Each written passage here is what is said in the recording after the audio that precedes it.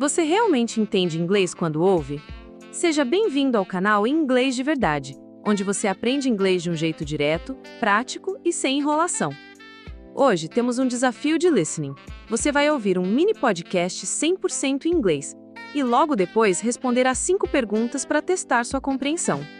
Com isso, você vai treinar seu ouvido para o inglês real, aprender novo vocabulário e se acostumar com o inglês falado naturalmente.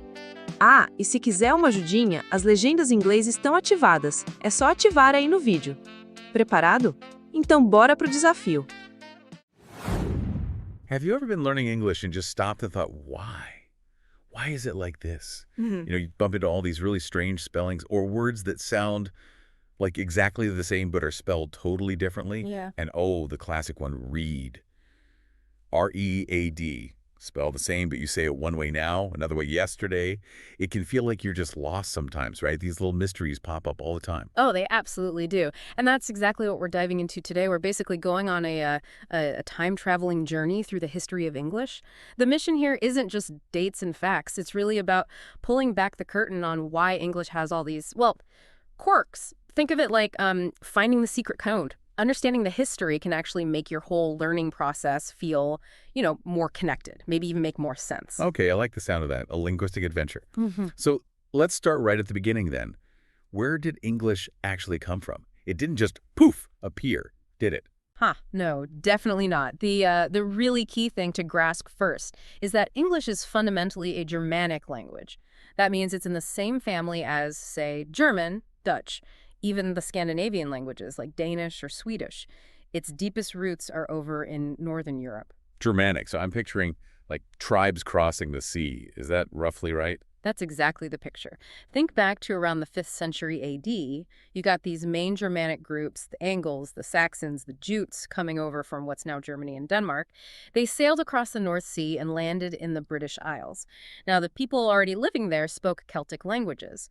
So as these newcomers settled, their Germanic dialects started mixing with the local Celtic languages. And, well, that mixture eventually became what we call Old English. Old English, okay. So if I magically found a piece of writing from back then, would I even recognize it as English? Or would it just look completely foreign? Honestly, you'd probably be pretty lost. It sounds and looks almost like a different language to us now. Just to give you a taste, the famous poem Beowulf starts, White, Wuhardena in Gerdagum. Whoa. Okay, yeah. That doesn't sound like English. Right. It translates roughly to, listen, we spear Danes in days of yore. It just shows how much English has changed. It's the ancestor, but wow, it's transformed. So if you ever feel lost looking at really old texts, that's completely normal. That's actually kind of reassuring. Okay, so that's Old English, the starting point. But languages don't stay still. What happened next? What was the next big shakeup? Well, the next major influence came crashing in, quite literally sometimes. The Vikings. Starting around the 8th, 9th centuries, these Norsemen from Norway, Denmark were raiding, but also settling large parts of England, and they spoke Old Norse. Now, here's the interesting part for the language. Old Norse and Old English were actually quite similar, related Germanic languages, so they could probably understand each other, sort of, and this closeness led to a lot of mixing. Mixing. So we didn't just fight them off, we actually borrowed their words, even basic words. Oh, absolutely. Loads of them. We took many really common everyday words directly from Old Norse that we still use constantly. Think about words like sky, egg, knife, take, give, all Norse. Wow. Egg, sky. Those seem so English. Exactly. They feel completely fundamental now. But here's something even more surprising. The what? Even some of our really basic grammar words, the little words we use to connect everything, actually come from Old Norse, not Old English. Words like they, them, and their. No way. Pronouns from the Vikings. Yep. Isn't that amazing? The very words we use to talk about groups of people came from the Vikings. It's a pretty deep influence, and it shows how tangled the languages became. It might even explain why English grammar can sometimes feel a bit, flexible compared to others. That's genuinely blown my mind. Yeah. They, them, their. Okay. It really shows English isn't just one thing, it's this mix. And talking of mixes, the next big one, 1066. That sounds like it was a huge turning point. Oh, it was seismic. Absolutely massive for the language. So, 1066, William the Conqueror from Normandy in France invades and conquers England. And this wasn't just a new king, it meant a whole new ruling class speaking Norman French. For about 300 years after that, French became the language of power. The royal court, the legal system, government, high society, they were all operating in French. Okay, so you've got the bosses speaking French and the regular folks still speaking a version of English. How did that work? Did everything just get two names? Pretty much, in a lot of cases. Thousands and thousands of French words flooded into English. Often they were sort of fancier, more formal words for things that already had an old English name. You see it really clearly in certain areas. Like law. We got words like justice, jury, court, government, parliament, crown, state, art, fashion. Words like beauty, color, perfume, they reflected the Norman lifestyle. Right, and the classic example everyone mentions is the food one, isn't it? That tells the story so clearly. It's perfect, yeah. So the animals in the field, looked after by the English-speaking peasants, kept their English names. Cow, pig, sheep. Okay. But when the meat from those animals was cooked and served up on the tables of the French-speaking nobles, it got a French name. So we eat beef from the French boeuf. We eat pork from pork. And mutton from mouton. Cow becomes beef, pig becomes pork. That's fascinating. It's like a little history lesson on a plate. Exactly. It shows you who was doing the farming and who was doing the eating, right there in the words. So all this mixing, Old English, a bit of Norse, now tons of French created something new again. It did. This blend evolved into what we call Middle English. If you've ever tried reading Chaucer, like the Canterbury Tales, that's Middle English. A line like, when that April with his showers sit. I think I recognize April in there. Maybe. Yeah, you can start to see connections, right? April is April, showers sit is sweet showers. But it's still pretty different from today's English. It's like a stepping stone. And this must be why English has so many synonyms, like different words for almost the same thing, but maybe one sounds a bit more formal. That's a huge part of it. You have the original, maybe simpler Germanic word, and then the often more formal Latin-derived French word. Think about ask versus inquire, or begin versus commence. That richness, that choice, comes directly from this history. It gives English a lot of nuance. Right, it's like having different tools for different jobs. Okay, so we're in Middle English, but the world keeps changing. What happens as we get into, say, the 1400s, 1500s? Things seem to speed up then. They really do. This period saw massive changes. One huge invention that really impacted English was the printing press. William Caxton set one up in England in the late 1400s. Before printing, everything was copied by hand, right? So spelling was all over the place. Different scribes spelled the same word differently. My nightmare. Totally. The printing press started to fix that. Printers needed consistency, so they began to standardize spellings. It was a massive step towards the English you see written today. Okay, so printing helps standardize things. But this is also the Renaissance, right? Lots of new ideas floating around Europe. Exactly. The Renaissance was this incredible explosion of learning, art, science, a rediscovery of classical Greek and Latin knowledge. And as new ideas came in, English needed words for them. So thousands of new words were borrowed, mainly from Latin and Greek, to talk about these concepts. Words like biology, philosophy, culture, education, even atmosphere. These academic, scientific words often have Latin or Greek roots from this time. And you absolutely cannot talk about English in this era, the late 1500s, early 1600s, without mentioning one particular writer. Ah, yes. The big one, William Shakespeare. The man himself. You really can't overstate his influence. He wasn't just using the language. He was actively shaping it, playing with it, inventing words and phrases. Hundreds, maybe even thousands of words and common expressions that we use all the time today were first written down by Shakespeare. We often don't even realize it. Really? Like what? Give us some examples that might surprise us. Okay, well, how about break the ice? You know, to start a conversation. That's Shakespeare. Get out. Seriously. Seriously. Or describing someone as having a heart of gold, or going on a wild goose chase, or saying, it's Greek to me when you don't understand something. All Shakespeare. Wow. That's incredible. We're quoting Shakespeare constantly without knowing it. Pretty much. So this whole period, the printing press bringing standardization, the Renaissance bringing new ideas and words, plus Shakespeare's incredible creativity, this is really the birth of what we call modern English. The language starts to look and feel much closer to what we use now. It really highlights how vocabulary grows, doesn't it? So when you're learning all these words, you're tapping into science, philosophy, theater. It's all packed in there. It really is. It's this amazing convergence that gave us the flexible, expressive language we have. Okay, so modern English is born in England. But English didn't stay just in England, did it? What happens when it starts traveling? All right, this is the next major phase. English goes global. Starting seriously in the 1600s and really picking up steam in the 1700s and 1800s, the British Empire expanded across the world. And wherever the empire went, the English language went too. North America, the Caribbean, India, Australia, large parts of Africa, and so on. And I'm guessing it didn't just stay the same British English everywhere it went. It must have changed, adapted. Exactly right. As English settled into these new places, it started interacting with the local languages already there, the different cultures, even the different climates and environments. This led to the development of all these distinct varieties of English: American English, Australian English, Indian English, South African English, Caribbean English, each with its own accent, its own unique words, sometimes even different spellings or grammar. Yeah, you definitely notice the differences. Can you give us a couple of clear examples? Yeah. Like the spelling thing. Sure. The classic spelling difference is probably color versus color. American English typically uses color, while British English keeps the U color. Or center versus center. American uses British uses And lifts and elevators. Exactly. American English has elevator, British English has lift. Same thing, different word. And that's just scratching the surface. You get unique slang in Australia like arvo for afternoon. Indian English has words like prepone, the opposite of postpone. It's this incredible global tapestry now.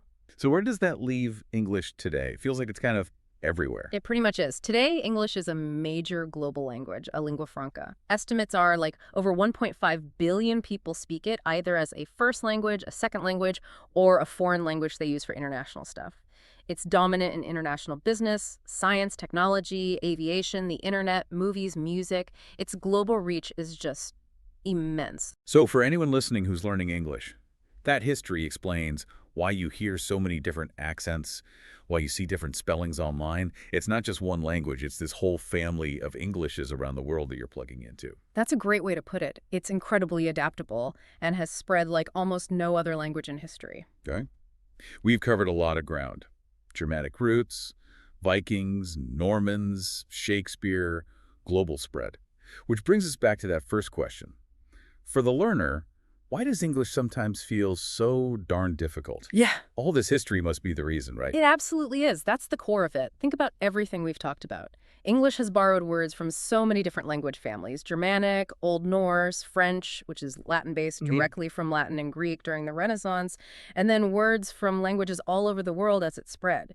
This massive borrowing gives us that huge vocabulary, which is great for expressing things precisely, but it also means... Lots of words for the same thing. Exactly. You get sets like ask Germanic, question, French Latin, inquire Latin, or begin Germanic, start Germanic, commence French Latin, or help Germanic, aid French Latin, assist French Latin.